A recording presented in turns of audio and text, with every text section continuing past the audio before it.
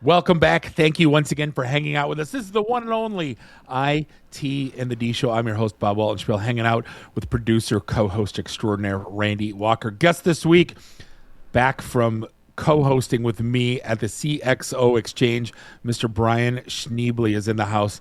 Brian had some epic rants, and I just said, what do you want to talk about? And I just said, I just want to let you go.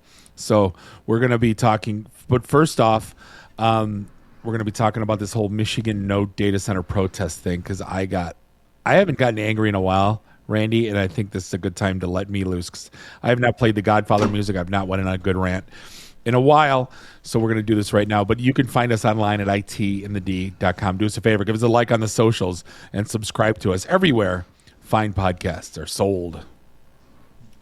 Tonight, Thursday, December 18th, 5 p.m., we will be upstairs at Detroit Shipping Company. Join us for the last meetup of the year. Next year, I think we're going to do Bar Louie and Royal Oak. We're going to do Detroit Shipping, and I think we should pick one other, maybe East Side or one other venue. So maybe we can talk about that on Thursday. Yeah. But I look forward to seeing everybody. No speakers, places. No cover, just a bunch of IT folks hanging out. Hope to see you for the last event of the year. Mr. Schneebs, how you doing, sir? Doing well, man. Good to catch up again. Indeed. We spent at least, 6 hours recording at the CXO Exchange Winter Wonderland. And it was fantastic conversation. And I love the fact of here we have these vendors and these customers, and we're talking about these solutions.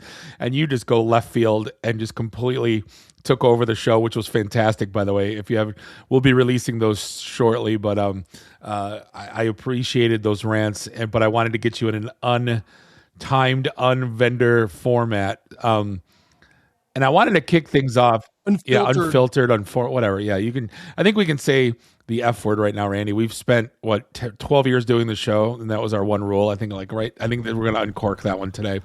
I might still I haven't gotten angry in a while. I used to have some rants. We used to play the Godfather music back in the early days of the show after Pabst Blue Ribbon fueled tirade. And the one thing, so I've started seeing all these news articles about these protests, and there's protests all over the country and the world, so I don't really pay too much attention. But this one said, no data centers. And I had to stop and I had to look into this.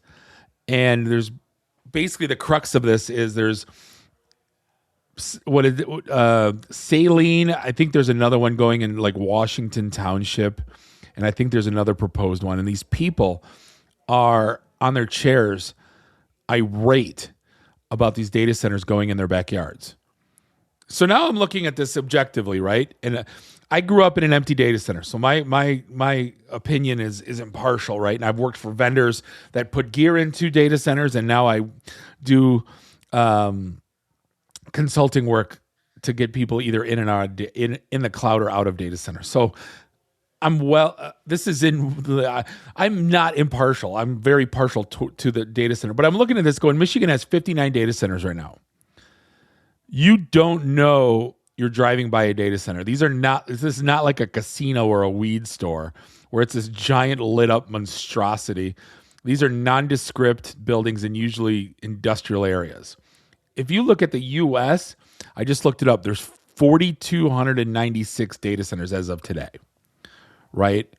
And the thing that gets me is all these people are posting on Facebook going, no data centers. And I'm like, I haven't replied to a news article in probably 8-10 years. I don't make it a point to. And I'm like, sent from my iPhone, which resides in a telco hotel in a data center, in an Equinix data center or Switch data center somewhere, posted to Facebook, which is hosted either by AWS or Microsoft on one of probably 16 distributed clouds. In multiple data centers over the U.S. So I'm like, you're telling me no data centers, and you're posting on things that use data. Brian, are you? I should have found someone that was pro this protest, but what's your initial thoughts? I mean, I'm talking people are riled up, like with data centers down.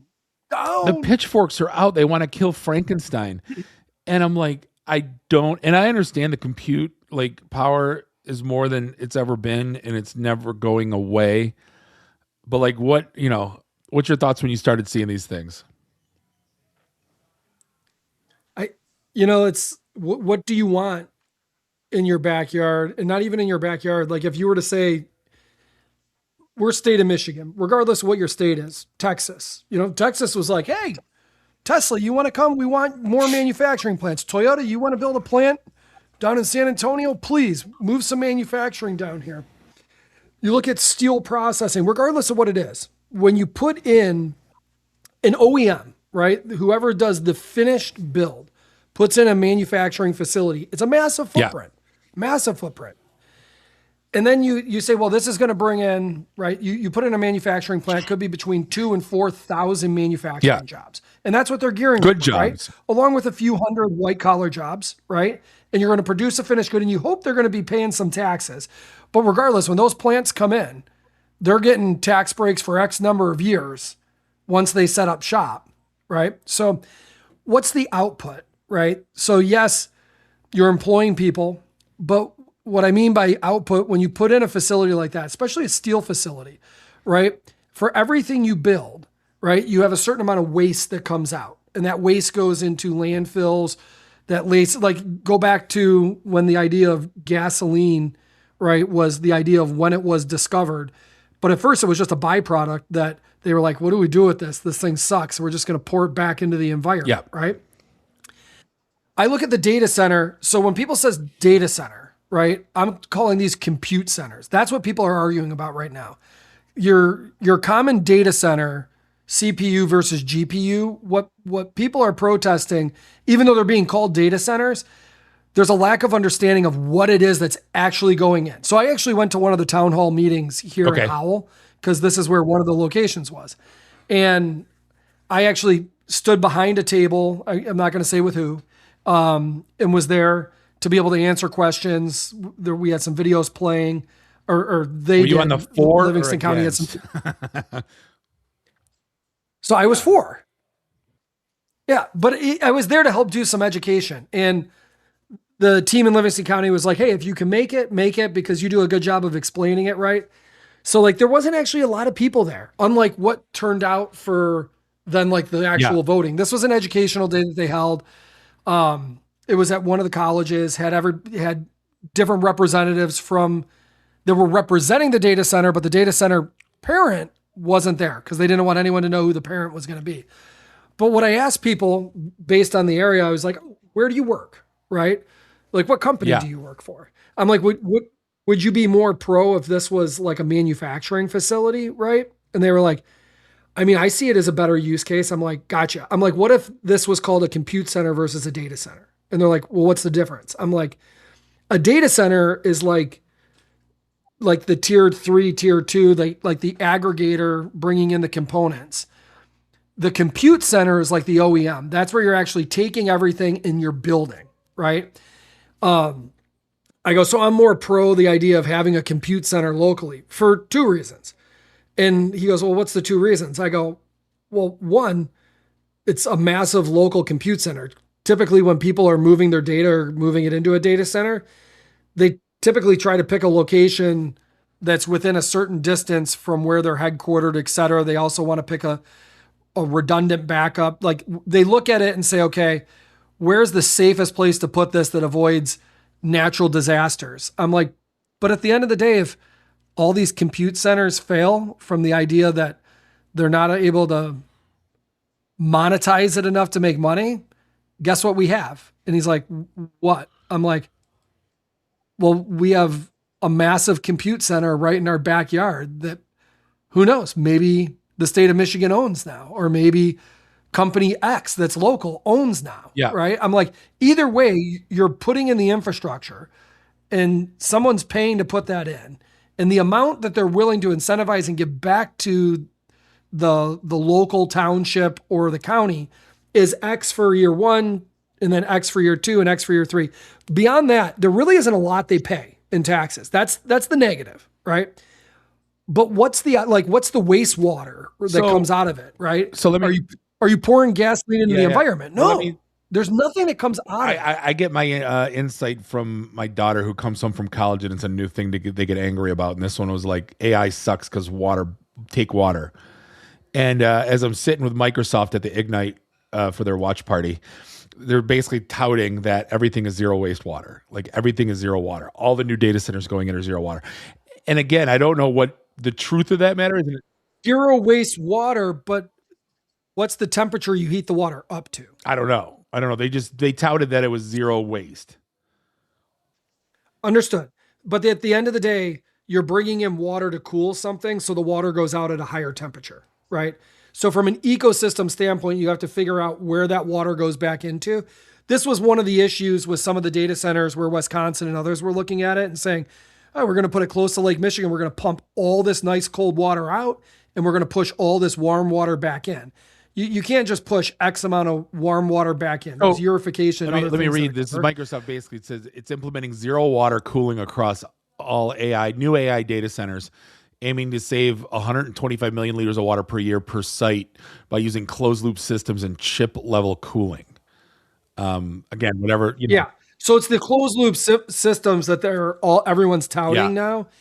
And that's kind of important, right? The closed loop, but everyone's has nuance to what their closed loop system is. And this is something the public, depending on who the public is, right? You bring in a few engineers that understand thermodynamics. Yes.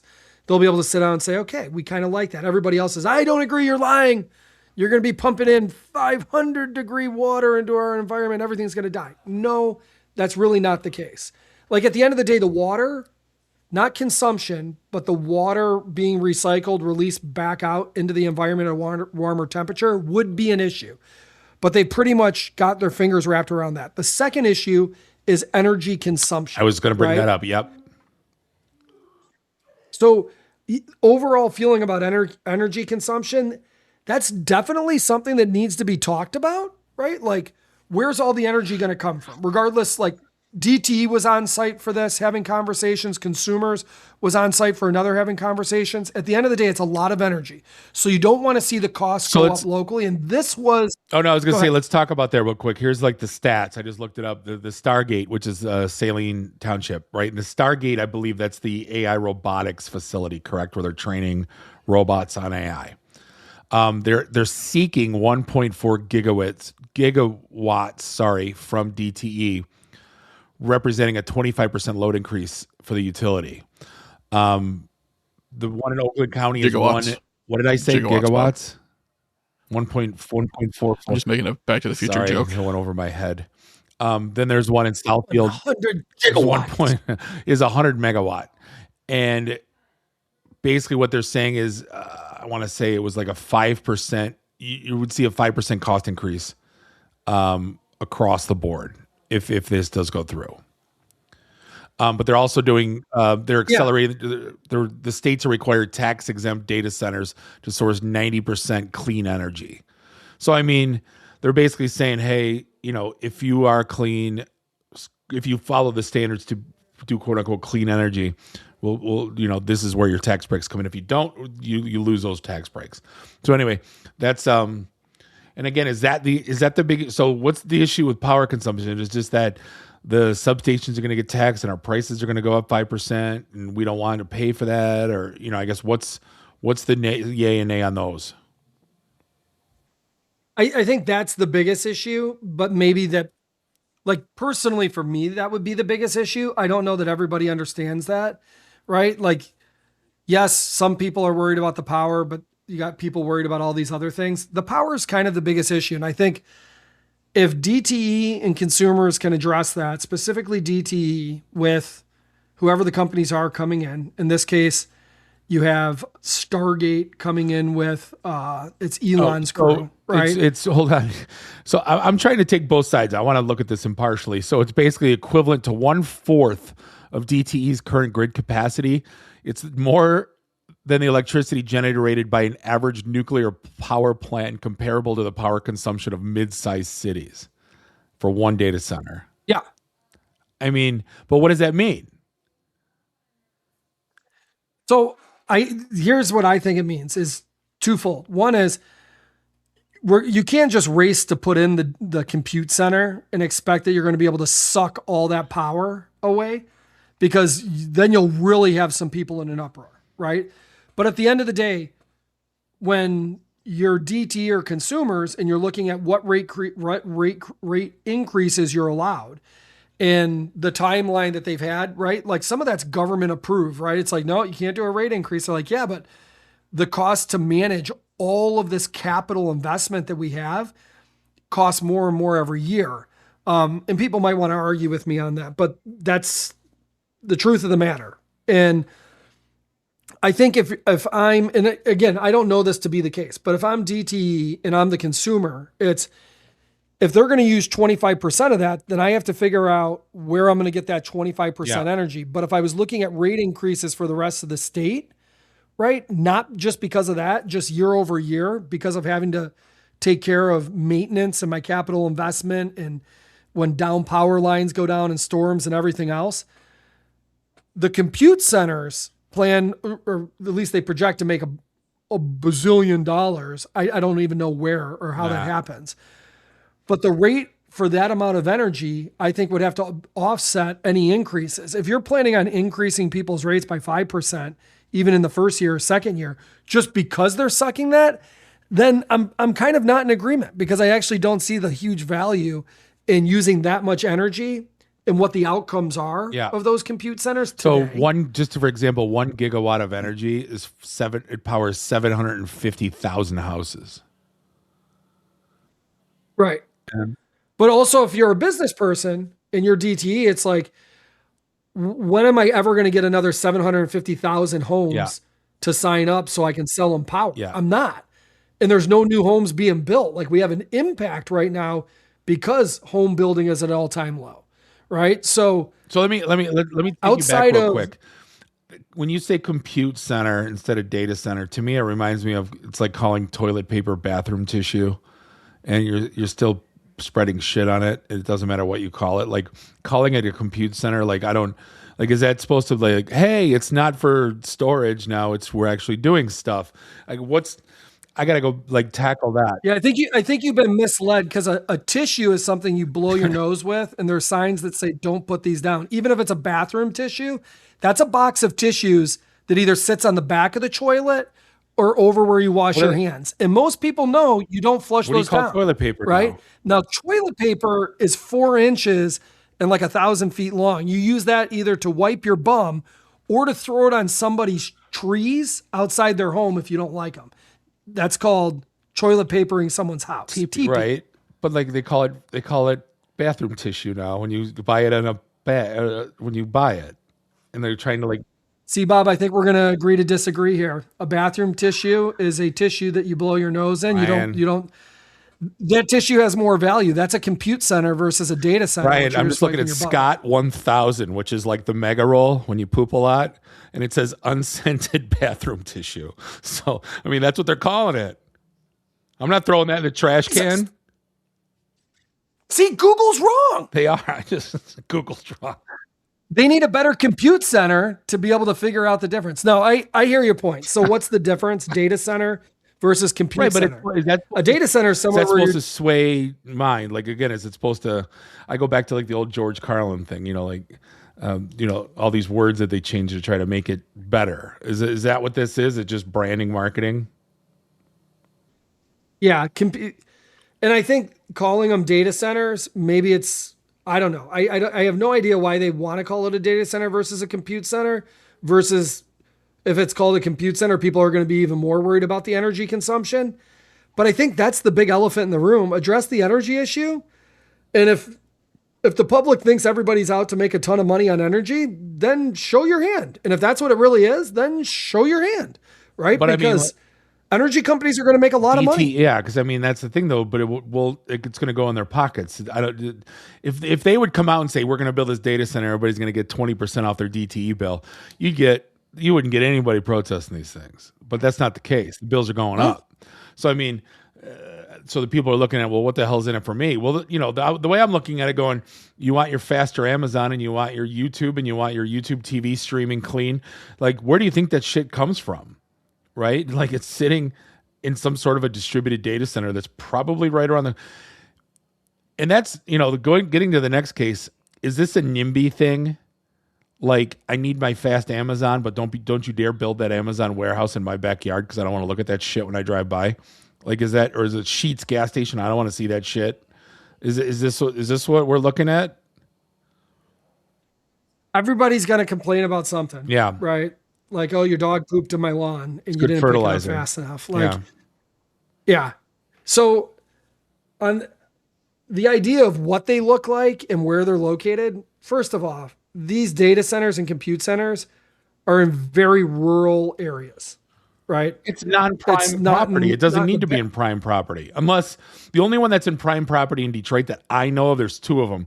The one that Rock built with that has like that everybody joked that has the neon sign outside you're not supposed to do in a data center. And then the one that's on, is it 10 in Greenfield, the old that's Equinix? That's like the Telco hotel where every piece of fiber in Detroit kind of it goes into there first. Where like yeah, but they're not compute centers. They're not drawing the same Telco amount of energy. hotels. So No, like, I get it.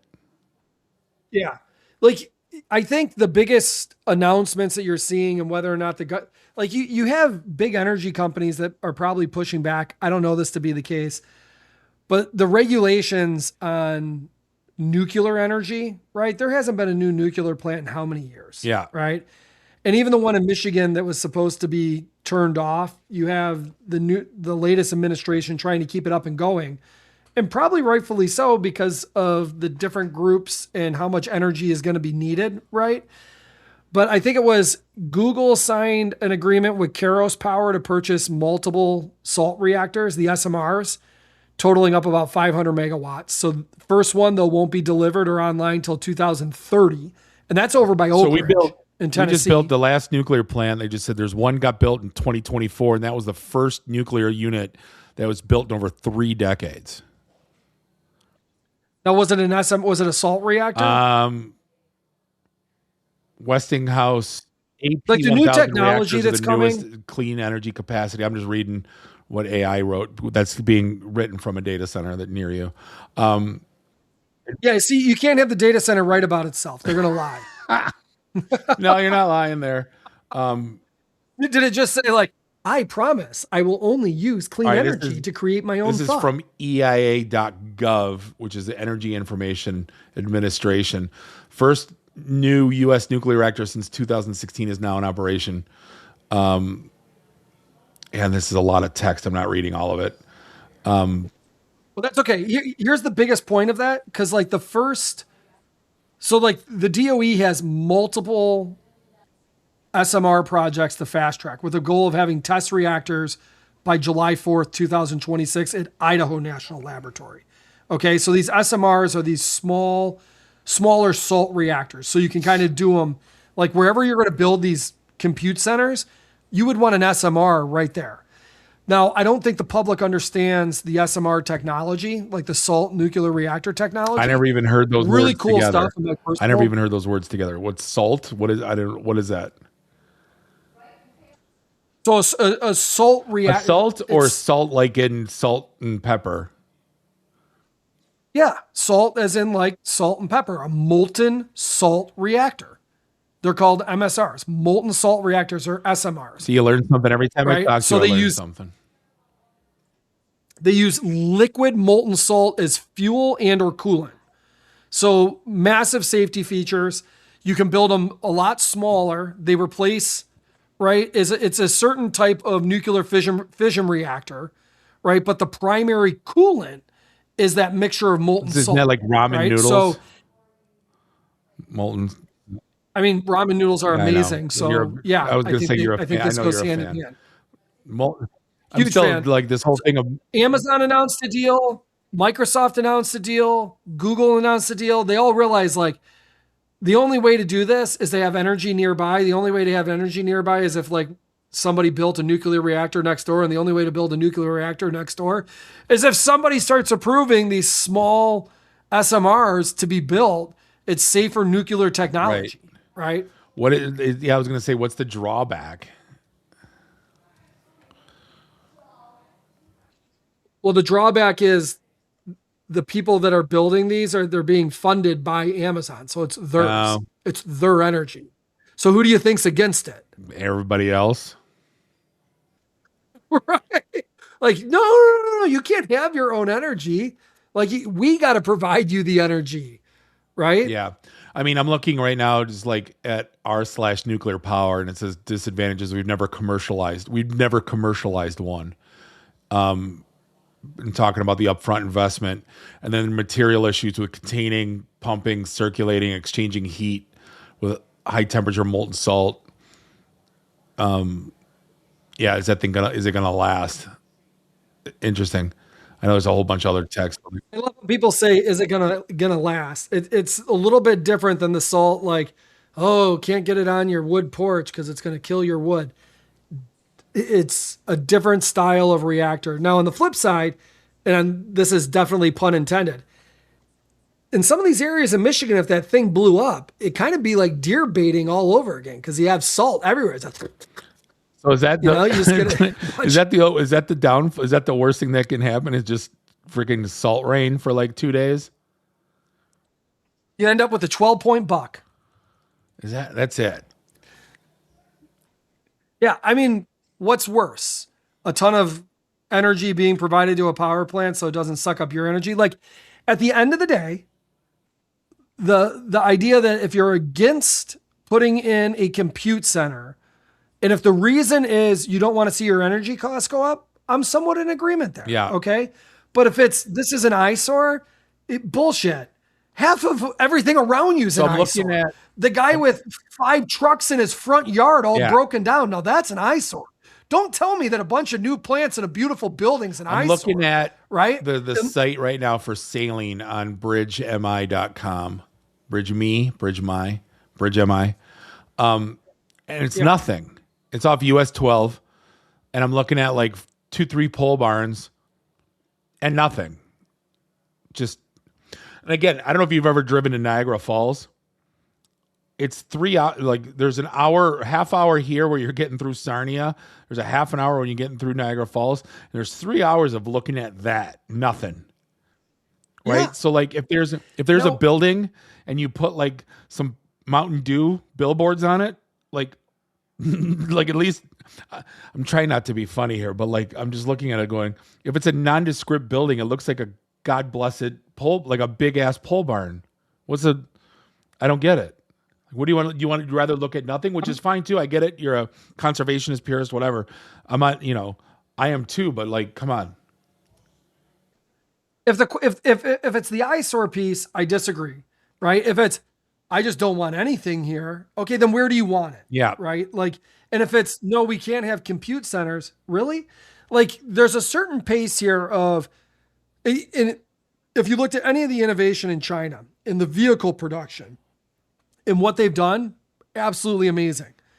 And I think if you look at it, they're saying we can't sit back and think that like just because we created, the automated assembly line, right? And we make cars that we're going to be the most powerful car production country in the world. And we've seen that change and flip, but what's happened in the last 5-10 years is completely different. Now you go into the idea of software and AI and chips. There's a really cool book called Chip Wars. It's definitely worth the read to understand TSMC. Yeah, add it to the list. It's definitely worth the read. And if you go back in time, and poor Intel, not really. Like, you sat on your laurels for way too long and you didn't innovate, right? And the regions that were doing it were pretty much doing it because of the demand that the U.S. had. But as other areas create more demand and start to look at if they're going to build this stuff themselves, it's like, oh man. And then you look at Taiwan and the area where they're building them, and it's what would ever happen, right, if China really took Taiwan and went in there with military might, right? Overnight, from a software standpoint, it messes up supply chains globally, right? Like the little store-bought, booklet chips that you buy, which, okay, you take this, right?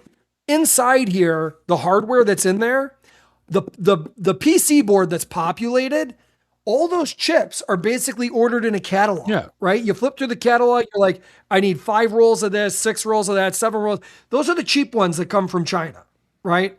Those are the easy populated, come out on a spool. But it's the microprocessors, right, that are expensive and produced in certain locations in the world. And just the equipment that's used to build those is only produced in 3 or 4 areas in the world, right? By certain manufacturers. So the idea of we can't get behind on the compute side, right? It's now a race, but what really is it a race for, right? Like, is it really the AI race? You don't want them to figure out X, Y, and Z and solve puzzles first and everything else. We got to solve it first. But what is that actual race? And if it's making something better production wise, we're kind of losing there because we're really not producing certain things better. Like they're producing certain vehicles at a clip that I don't know if it's because of subsidies, but you're seeing some luxury vehicles, right, at a price point between $8,000 and $25,000. We haven't seen that over here. I can see an announcement years. they're trying to build that like shrunken pickup truck. What is that? Do you know what that's called? In China? Japanese Toyota. And it's like those, it reminds me of like Godzilla movies, like the mini pickups. The Is that what it is? Yeah. Let me look this up. I'm looking this up. Upcoming rivals from Toyota plus ultra small EVs like Slate Auto. Yeah, I saw a Slate's announcement in Tello. Like, That was cool. Like, I guess a small little pickup truck, but that's why you got a side by side, right? It's still got a little bed on the back of it to haul crap around and run over. It's rocks and mud and everything else. Stout, I believe that's what it is.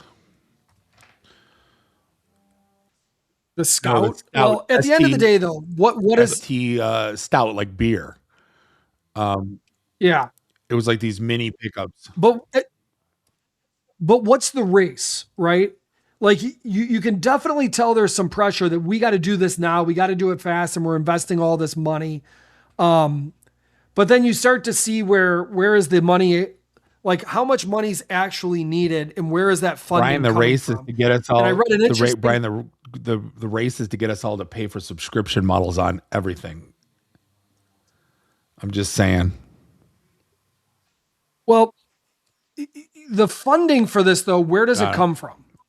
And there's an interesting comparison that was put together. I'm trying to remember which company it was to which AI. I'm going to look this up. Which AI company on funding and I don't know, and something else.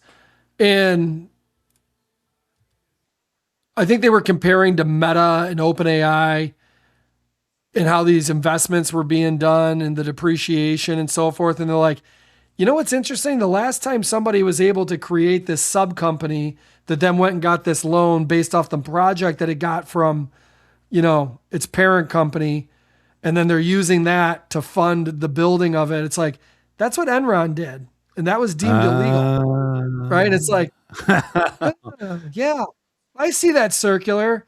Like you can't use your capital to do it because then your stock would go down. And we all know Elon's not going to allow for that. So you create sub company over here. They get the bid to build it. So on that award from you, then they create this funny money shares that then they go and get all this money to build. And the value of it goes up because they have this so-called project. But it's like, wait a second, that's the company you created. It's didn't you ever see that Marcus Lemonis show?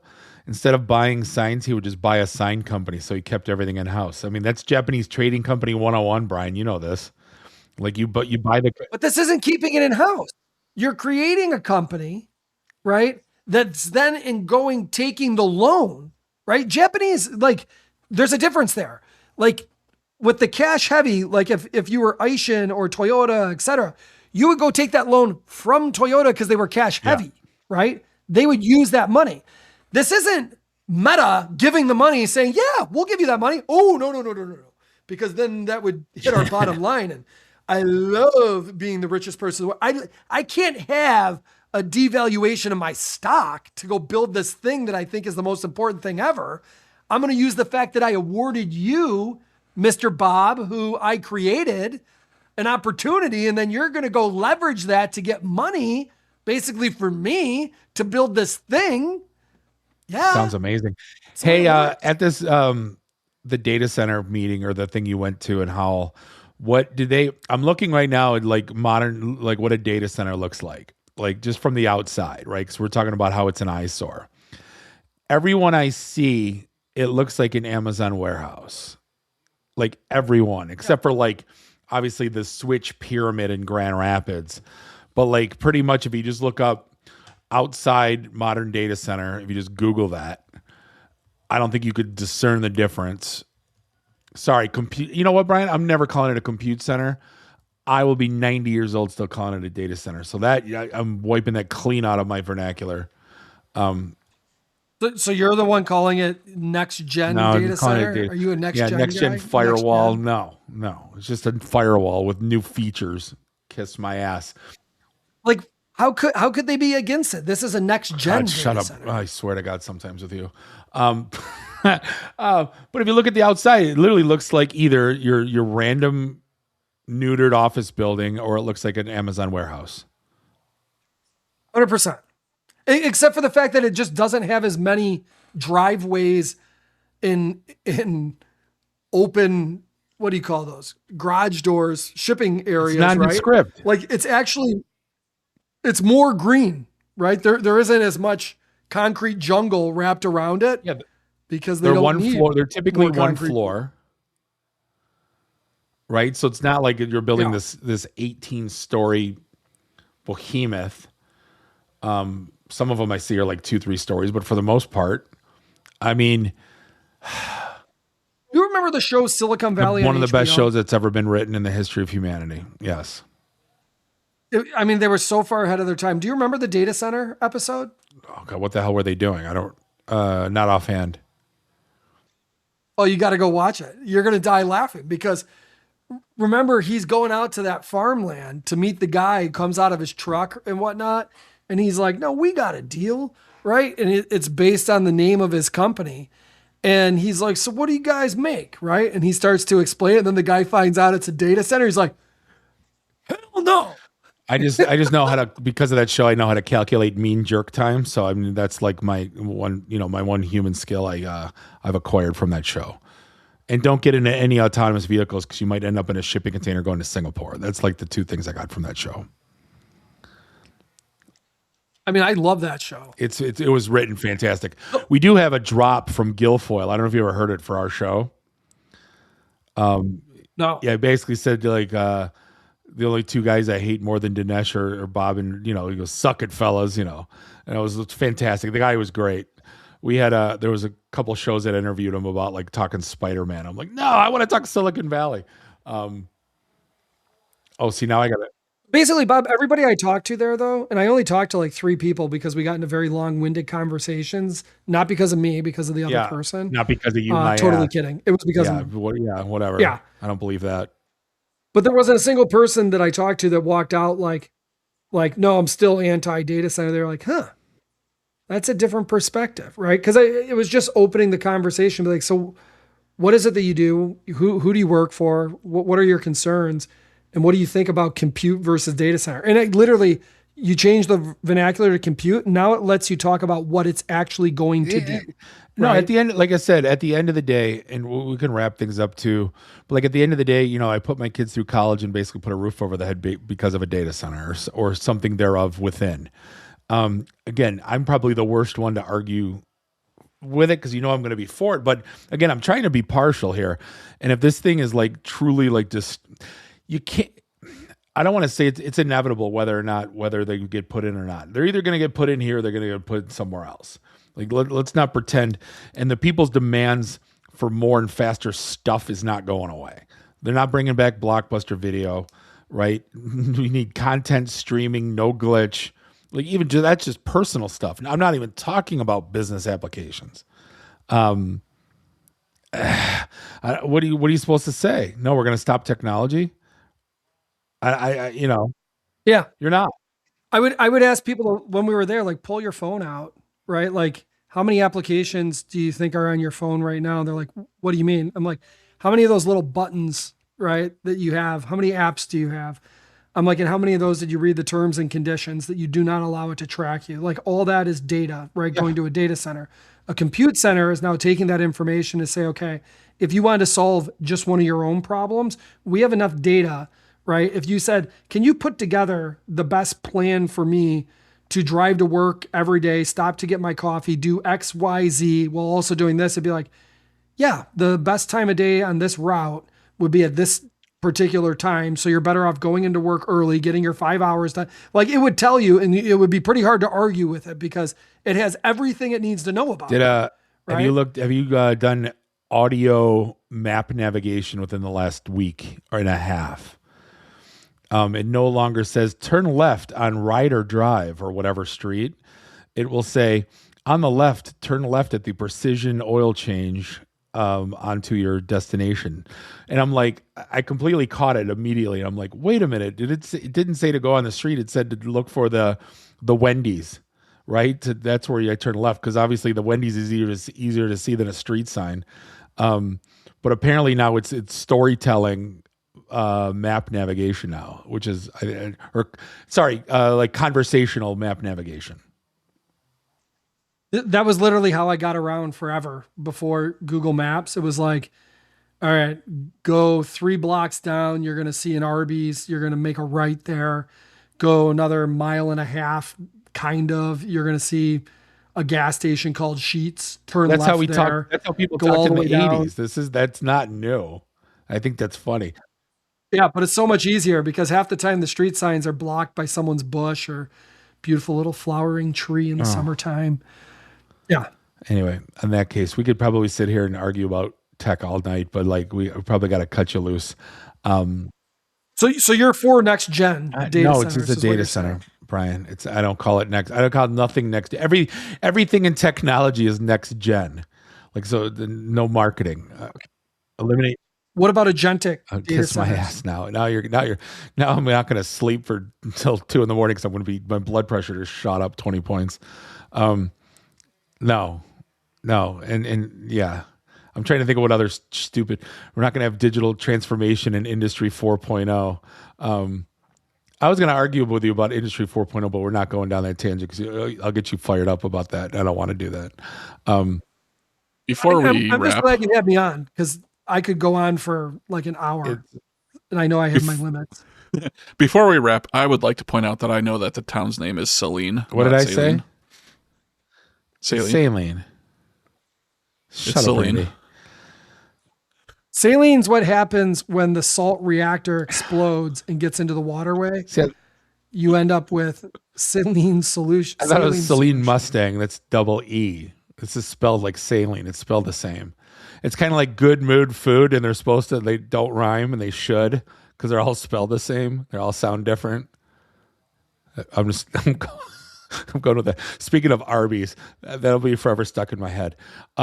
With that being said, Brian, we'll put you up on show notes how to find you on LinkedIn.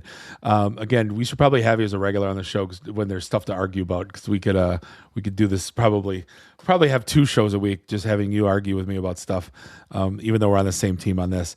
But hey, we're gonna wrap things up for this episode of the IT and the D Show on behalf of Bob and Randy. Do us all a favor, drink up your drinks, get your phone numbers. You don't gotta go home. You just gotta get the hell out of here. See you next week. Drive careful. Beat it.